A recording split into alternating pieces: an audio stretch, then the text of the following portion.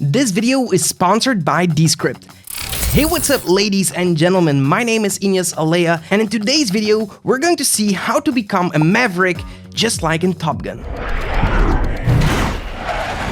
Alright, so in this video I'm going to put myself into a jet and then wave Tom Cruise goodbye and do a crazy maneuver. So let's try to do that in Adobe After Effects using Element 3D. It's gonna be a lot of fun, so let's get started. So the first thing that we need to do is record ourselves against the green screen.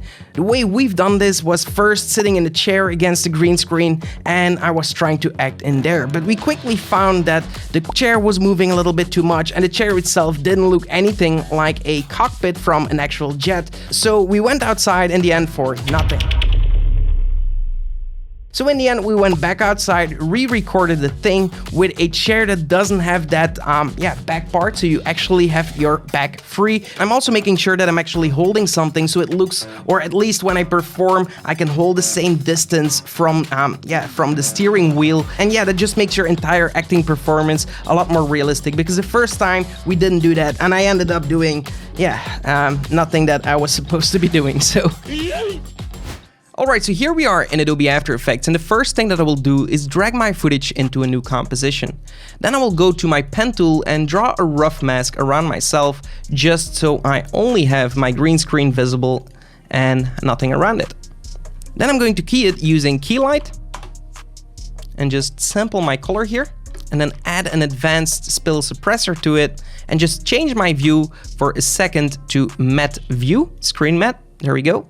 And now we can open up the screen matte option here, set this to like 15, this to 85, and then hold Control and maybe drag it even less until we can see a full white character and a full black background. Then scrub a little bit through the video and see if that holds up pretty well. And if you're satisfied, you can now set this to intermediate result and add that advanced spill suppressor. Without the spill suppressor, you're going to get some spill in the hair. I do know that the color gets affected here from the outfit, but actually it looks better, so I don't really mind that too much. But yeah, be careful with that. Maybe I should have used the blue screen instead of a green one, because this is also rather green. You can always fix this in post, but I'm actually more satisfied with this color. Alright, so the next thing that I've done is I photoshopped this interior using some 3D elements from a 3D Hornet, and then I have also keyed out the plane from the Top Gun, just so the close-up looks pretty good. Normally you would have to use stock footage of a plane that actually is very close to the camera, or you would have to model a really detailed plane, and most planes that you can get online are really detailed from the outside. Also the inside, the chair looks pretty good and everything looks pretty solid, but not in a high res manner. For example, right here you can see that the interior is probably made from some kind of rubber or something, and the cables running through.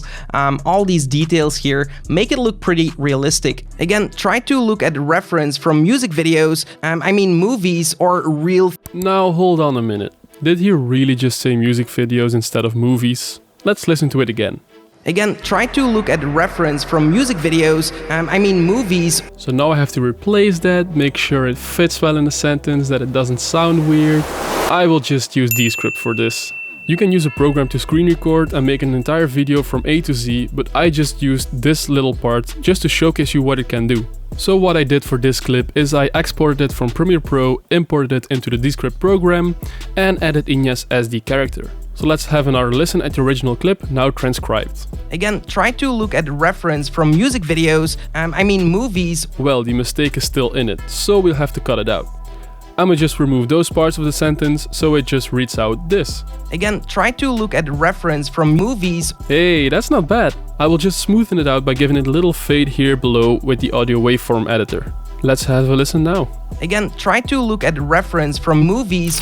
This would be ideal for podcast or interview editing, as you can just cut out the parts you don't need, rearrange the sentences, and just easily edit a whole entire interview or a whole entire podcast, or even video for that matter. You have so many things you can do with this software, but what you can do right now is go and check it out with the link in the description below. And the best part is not only that it just does this automatically and you can just change a video like it's a Word document, but it's free.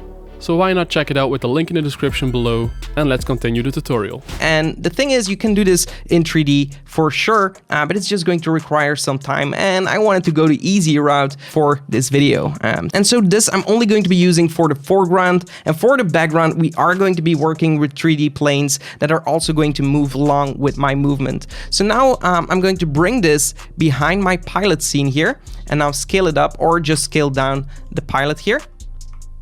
What I'm also going to do is go to my pen behind tool and move this over here, and then position myself and scale from there. And that's going to hold my proportions right.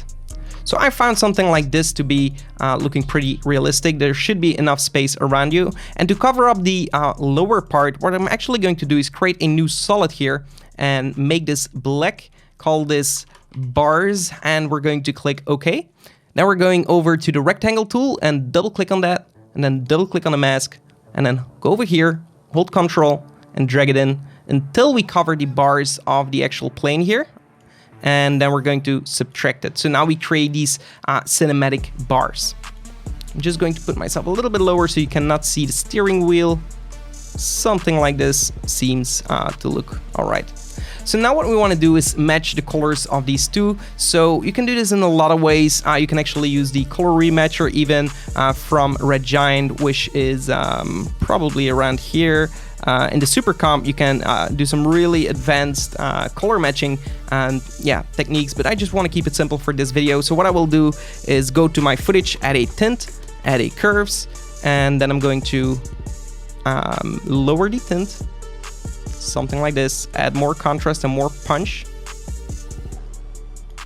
And then I'm also going to take away some of the reds, but not in the midtones, but more like in the shadows.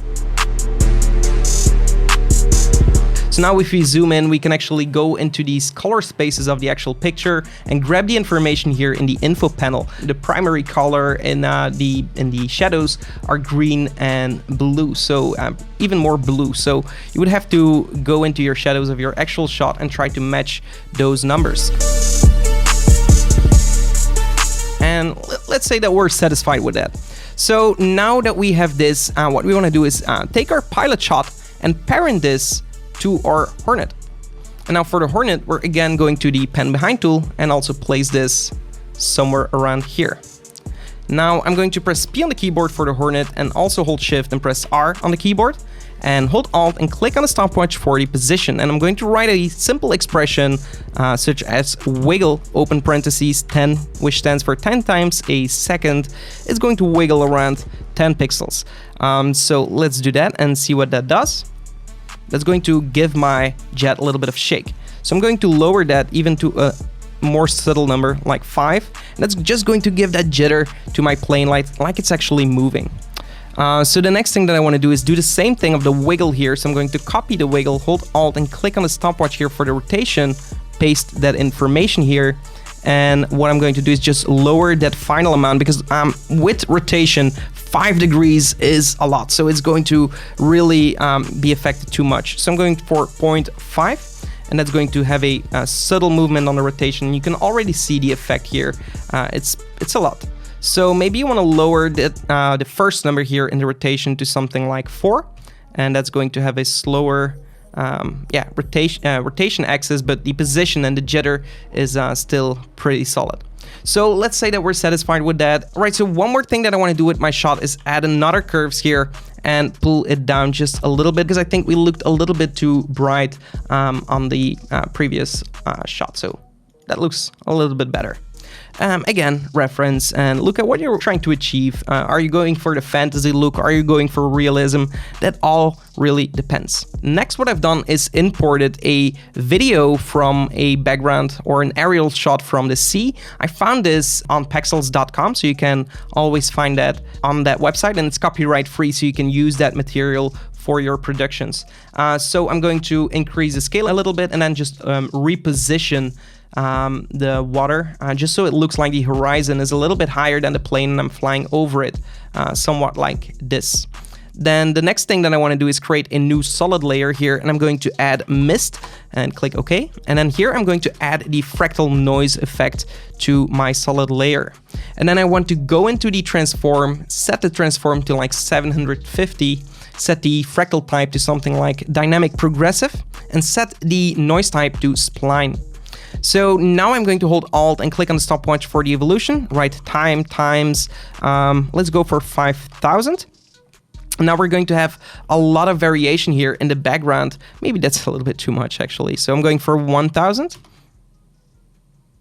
And that looks just weird. So maybe we don't want it too much in the evolution. Let's go for 500. And we're just going to concentrate especially on the offset turbulence here. So I'm going to click on the stopwatch for the offset turbulence at the beginning of my timeline and then move all the way till the end. And here I'm going to play with the last number here and pull it to the left side, which is going to make this go up. So I'm going to write something like negative 50,000, which is a pretty high number, but we're going pretty fast and the mist gotta fly through us. So this is even too slow.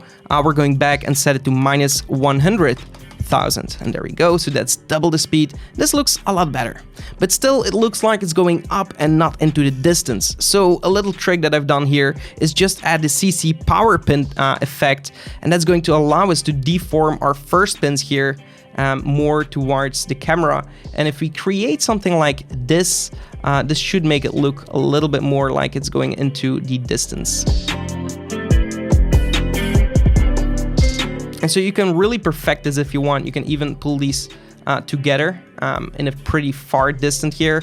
And now you can even use the motion tile effect around it to fill in the gaps, for example, and create something like this, which makes it look like anime at this point. So I'm not going to do that. I'm going to undo that a few times. I'm just going to keep it here as is. And I'm going to change my blending mode here to a screen. So now we can see through it, and if we play this, it's going to look a little bit like we're flying through, the clouds. Still, I think it's looking a little bit too much. And then I'm going to right-click and create a new solid layer. I'm going to call this mask. And then I'm going to just use the rectangle tool again and mask out my sky. Press F on the keyboard, feather this a little bit. Make sure that the mist layer is below it, and set the mist to alpha matte. And actually alpha inverted matte, and that way we're only going to see it across the surface of the sea, and it looks like we're actually passing through, but obviously we have to increase our feather so it looks like it's going into the distance. And then press T on the keyboard and lower that also quite a bit, actually the mist.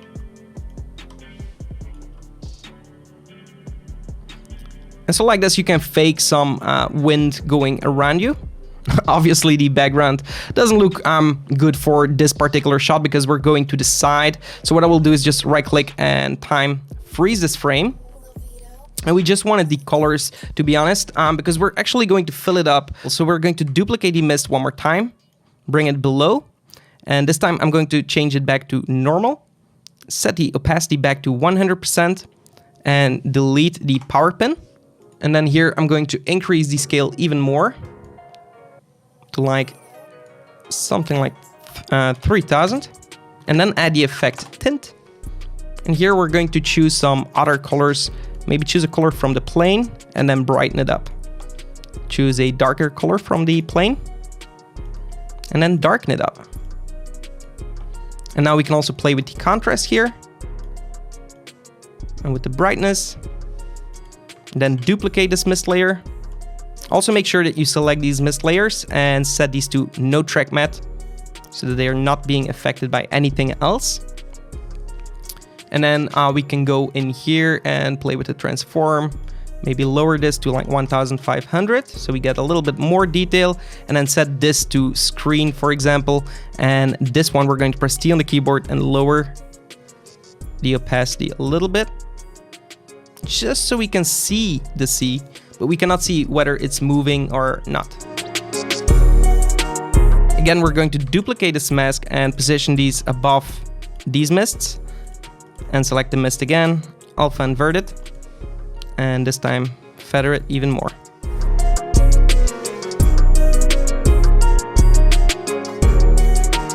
So now it looks more like we're above the clouds, but the clouds are actually moving a little bit too much up. So again, you could copy the power pin and try the same technique here. See if that works. They're getting stretched out a little bit too much. But on the other hand, it does work. And what I will do is just delete the freeze frame because we don't really see the background. And now we do have some movement in here, so we just want to make sure that the horizon now stays the same. So I will just press P on the keyboard for this layer, press click on the stopwatch, and then move forward a little bit. Pull this down. So for the next step, we need a 3D model from a Hornet fighter jet, just like in a movie. And for this, TurboSquid was so nice to send us over this 3D model. It's super high detail and allows us to achieve some really realistic results. I would suggest you to look around. You also have some free alternatives. They're just not as high quality, and I like to work with some higher quality. So yeah, it's gonna be up to you. So the first thing that I've done is imported my jet in Cinema 4D. The only reason that I've done this is because it came as one model. What do we need for this video is just one thing, and that's to remove the wheels here and then also select the model and go into the polygon mode, and then just selected all the polygons of the window here, and then I just made sure that I have a jet without the window. I exported this as an OBJ model, and then I've also made this invisible, and then I've enabled these windshields for the jet, which I'm also going to export separately. That way I can apply two separate materials to it. I'm sure you can also export selection tags and stuff. I just did it the quick and dirty way again. Then I went back into Adobe After Effects and created a new solid and called this element. I'm going to add element 3D to this layer, and then I'm going into the scene setup. Import. So now right here I have the jet no window and the jet window. Really nice preview. So I'm going to import the jet no window, click OK, and then go back to import jet window, click open, click OK. And now we have both of these into the scene. Now I'm going to click on the first default material, which is the jet, and click on the diffuse map, load the texture for my jet, click on the diffuse and open it up. And then go into the glossiness and load the specular map, and click open it up. We can use that later to control a little bit more of this. We can also jump into the presets, go to the physical presets and choose the glass, right click, add to the scene, and now add this glass to the window. And so now if we rotate, we should see that, well, our window should be moved into place. Again, I'm going to just quickly eyeball this, but it doesn't matter too much. And one trick that I've done for the glass, because glass doesn't allow me to see through it in Element, I suppose. So I've just cheated it a little bit by going all the way down here and force opacity, lowering that a little bit till I'm satisfied with the look. Then for our actual plane, I went to environment. And you can use a different environment later on. You can actually change that to your actual environment, but I'm just going to choose something a little bit with a blue sky. So let's try to find this one here. Okay. I'm also going to uncheck draft texture so I get a better, higher resolution image of my plane. And so once you're satisfied with your texture, you can click OK. That's going to add your jet here to the scene. Now right click and create a new camera for the scene and set it to 24 or 20 millimeters because we're actually using like a GoPro here on my window. Then go to element. I'm just going to make sure that my camera is moving up a little bit. And it's also tilted up a little bit. So there we go. Now we level like the plane to to the other plane here in the scene. So now we leveled the plane to the other plane here in the scene, and we're going to click back on the element and open up group 1. Then go into particle replicator, and here we can move the Z position for our jet and move it in Z space. We can also jump back into the scene setup, and just to make it easy, you could have done it here, but I prefer to do it here. Press R on the keyboard or W, well E, it's E, and rotate the group folder 180 degrees. and then click OK. Now it's going to be pointing our direction. And now we can move this plane up and more in the distance. And then click on it, duplicate it. And you can actually always right click, reset, and go into the world, and do the create group null, and create a group for this plane, and then click on the null. And like this, maybe it's easier to push it into Z space and put it into position. If you want, you can also right click, new, and create a new solid. Why would we create a solid? We need to create a new light, and we can set this to be a point light, and click OK.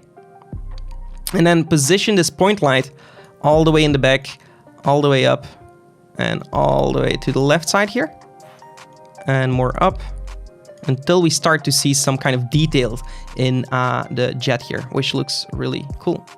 So now we have something like this. Now what we need to do is obviously match the color of our jets to look a little bit more like the jet in the foreground.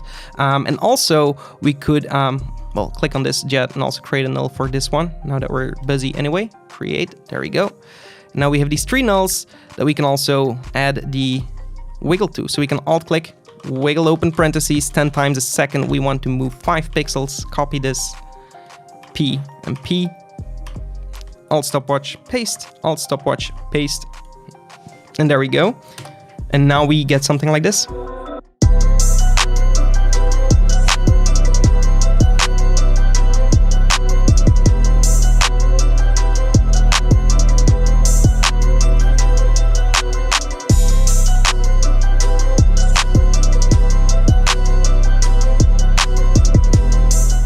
So let's say that we're satisfied with this. We can also add a fast box blur and set this to 1 and iterations to 1.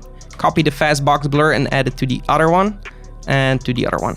And so for the first one that is in the back here, we maybe want to increase the blurriness to something like 5, so it's even more in the distance. Well, maybe 3, don't exaggerate stuff, and put it up even more so we can see it, and also for safety. And in the end, on this adjustment layer, you can add a final curves, also add in some noise, and add in a quick chromatic aberration, for example, to finalize your look. So set this to, for example, 3%, add in some punch. That's going to apply to everything, maybe 2. And there we go. So we now have a final shot of us sitting in a jet and then flying around. And then for the last shot, all I've done is just imported the same thing here, and then click on your jet, duplicate it, and unlink. And then Ctrl X to cut it away from this comp, paste it over here, and then create a new null. And then I've just pressed P on the keyboard for the null here. And I've pushed it pretty far in Z space. So I've pushed it, for example, 100,000. And then you won't see it anymore. So what you need to do is go to Element and just into the render settings, into camera cutoff. We want to set this to 150,000, for example. And now you're going to see your plane. And then also create, of course, a new camera. In this case, you would go for like 50 mil. And then also turn your background into a 3D layer. Press P on the keyboard and set this to like 25,000 in the background. And then scale it back up. And we now have our element on top of it. And we're going to rotate our camera so the plane is angled correctly. And then I just animated the position from somewhere to come from here. And rotate it a little bit towards the camera. And then fly by just moving the Z position here. And one more technique that I forgot to mention in the previous technique as well is to go to your physical environment and change your override layer to the video, and then it's going to take that color to match the color better. So you can choose these and then go to render settings, physical environment, and choose the background. Again, you would have to do some color correction, but it's going to give you better lighting conditions.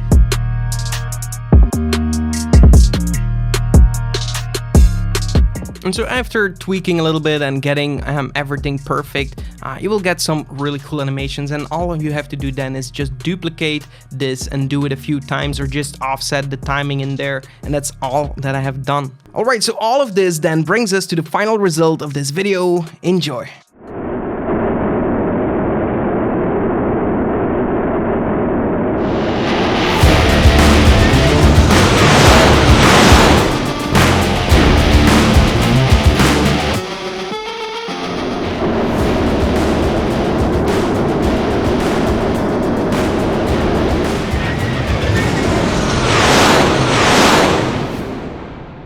Alright, so that looks really cool, and yeah, apart from that, I hope you enjoyed this video. If you did, give this video a like. Also, be sure to subscribe to the channel and hit the notification bell so you stay notified when I upload new videos. Apart from that, I'm going to leave you with another video of mine right here, and I'll see you in the next one. Until then, create epic videos.